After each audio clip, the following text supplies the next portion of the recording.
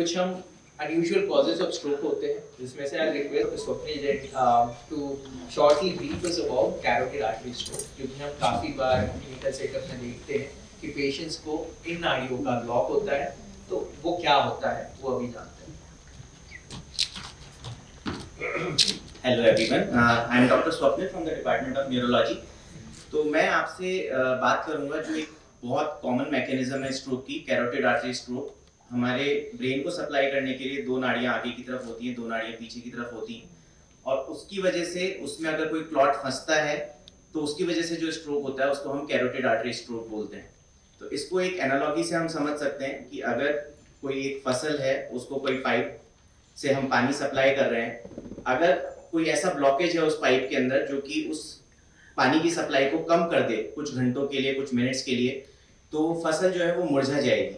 और अगर वो पानी की सप्लाई बिल्कुल कट ऑफ हो जाए कुछ मिनट्स के लिए, तो वो फसल जो है वो नष्ट हो जाएगी।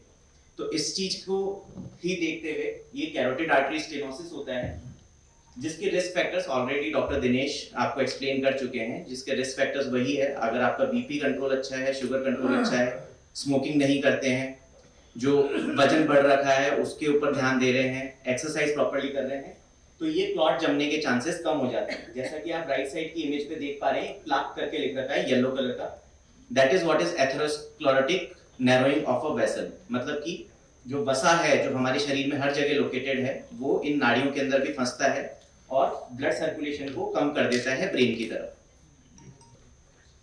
तो इस कैरोटिड आर्टरी स्टेनोसिस को हम डायग्नोस कैसे करते हैं? क्लिनिकली करते हैं, और कुछ रेडियोलॉजिकल टेस्ट हमारे पास होते हैं जिसमें हम सोनोग्राफी करके देखते हैं, सीटी स्कैन करके देख सकते हैं, एमआरआई करके देख सकते हैं। अगर हमें कारण पता नहीं चलता है तो डीएसए नाम से आप लोगों ने एक जांच सुनी होगी, जिसके अंदर एंजियोग्राफी करके, जैसे हार्ट की एंजियोग्राफी होती है उसी तरह से एंजियोग्राफी करके हम पता लगाते हैं कि ये स्टेनोसिस जो है वो है या नहीं है।